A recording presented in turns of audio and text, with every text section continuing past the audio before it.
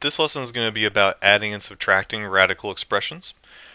At its core, this is very much like when we just learned about like terms, adding and subtracting like terms. For example, in the past you've learned about if you are asked to take 2x plus 3x. You are able to do that because they are quote-unquote like terms, meaning they are both x terms in this case. And so since they are both x terms, 2x plus 3x is allowed to be 5x. Remember, it's not 5x squared or anything like that. You're just taking 2 plus 3. You're adding the coefficients, and the x is the fact that they both have x's is what allows you to add them together. For the same reason, if I ask you to take 2x plus 3y, you would not be able to do that because one of them is an x term and one of them is a y term. So your answer would be forced to simply be 2x plus 3y. You can't do anything with that. In that same fashion, when you're adding and subtracting radicals, you need like terms. So for example, if I ask you to take 2 square root of 5 plus 3 square root of 5, you are able to do that. The answer would be 5 square root of 5. Meaning the radical part is acting the same as the variables did before. Because they are both square root of 5s, that means these are like terms that I am allowed to add together. And then 2 plus 3 is 5. So it's 5 square root of 5. Now the catch with this is it's a little bit, you have to pay attention to two special things. It's a little bit more complicated than when you do it with variables. You have to have both the same type of radical and the same number inside the radical. Meaning, if I asked you to take 2 square root of 5 plus 3 square root of 7, you can't do that. Those don't add together. You would be forced to simply just rewrite them. And I think most of you probably could have guessed that. But what you also can't do is if I asked you to take 2 square root of 5 plus 3 fourth root of 5, you also are not able to add those together because even though it's a 5 inside both radicals, one of them is a square root and one of them is a fourth root. You have to have exactly the same type of root as well as have the same number inside the radical to be able to combine them. Now where this gets a little bit more complicated is let's say I ask you to take the square root of 27 plus the square root of 45. Now at this time, those don't look like terms. So you could be tempted to say, oh, I can't do it, and move on.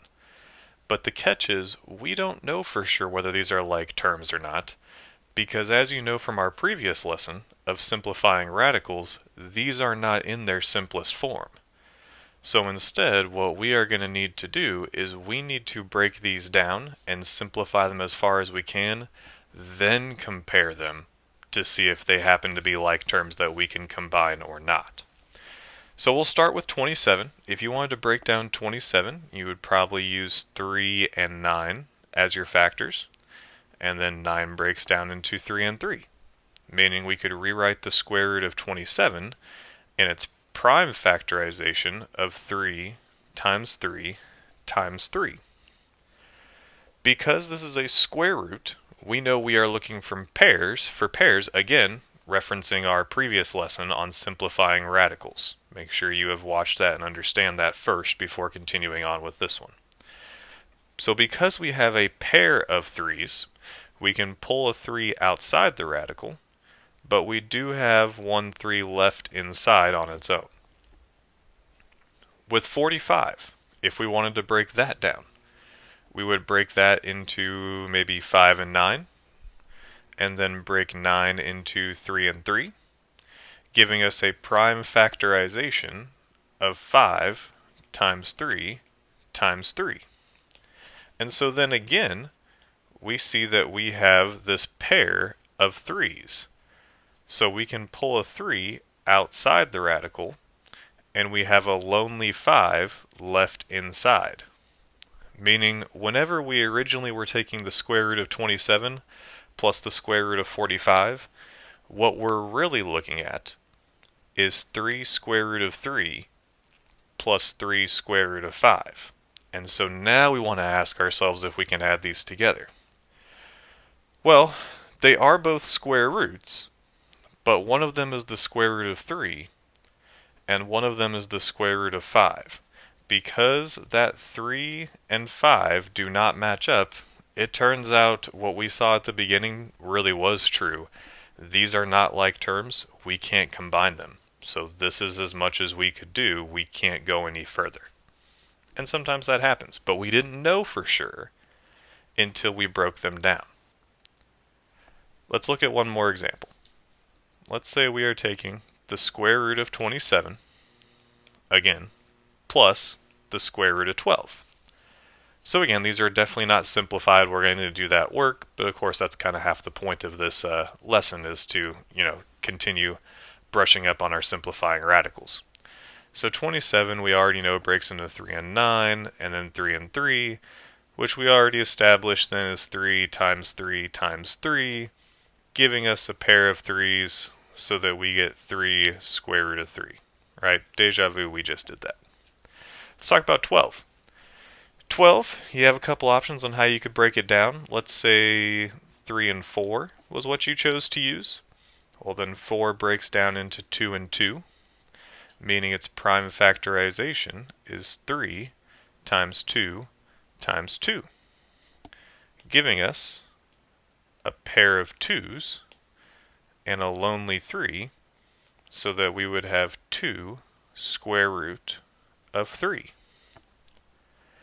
Now that I look at these simplified, they're both square roots, and they're both square rooting 3.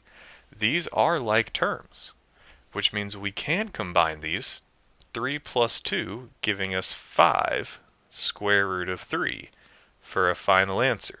So this is an example of where it really was worth doing all of that extra work. The key is, after you've broken down these radicals, because this is just simplifying radicals, we've done that part on a separate lesson. The new part for today is, if you are adding or subtracting, make sure they are the same radical, and they are square rooting the same number, or the same number is underneath whatever radical you have. Then you can combine the coefficients. Let's look at one more example that's just a little bit more involved than some of the other ones we've been looking at.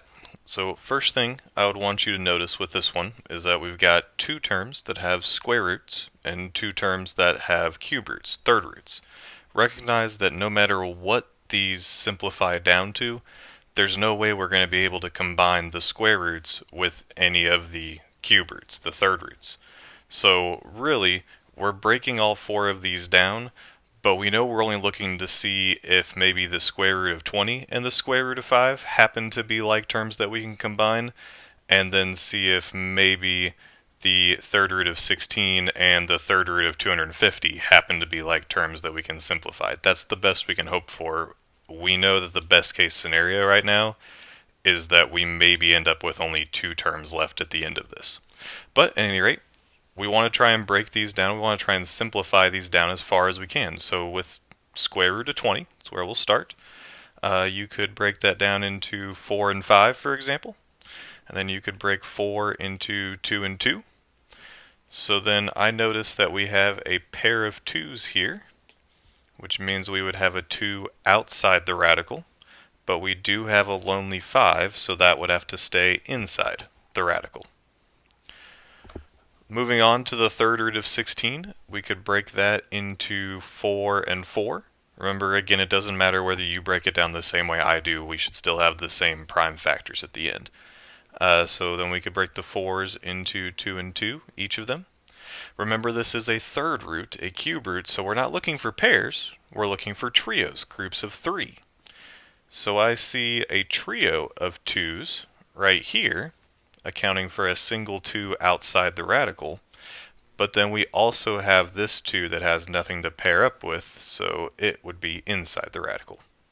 And then we're just going to bring that subtraction sign down. 250, certainly our biggest number as far as a factor tree is concerned. Again, it's entirely up to you how you want to break those down. Let's see, we could do 10 and 25. It's probably the first, for me, I think is the first thing that I see. 10 would break into 2 and 5. 25 would break into 5 and 5. And so I see a trio of 5s. Again, this is a third root, so we're still looking for groups of 3, a trio. So I see a trio of 5s, counting for a single 5 outside the radical. And then I see a lonely 2 here. That would be left inside. Our last term is simply a square root of 5, and that is not going to change at all because 5 is already prime, right? There really isn't anything we can do with that.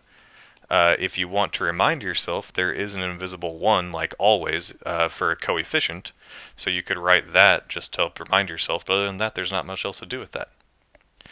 So, now that we've fully simplified all 4 of these terms, we want to take a look and see if there's anything we could combine. I notice that I have a 2 square root of 5 and a negative 1 square root of 5. They are both square roots, and they are both square roots of 5, so those are like terms that we can combine. 2 minus 1 is just 1, so we would have a positive 1 square root of 5, or you could just simply say square root of 5. I also see that I have a negative 2 third root of 2 and a positive 5 third root of 2.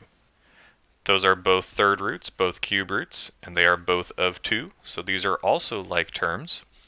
Negative 2 plus 5, adding those coefficients together, negative 2 plus 5 would be a positive 3. So we'd have a positive 3 third root of 2. This would be our final answer. Again, with or without having that 1 there.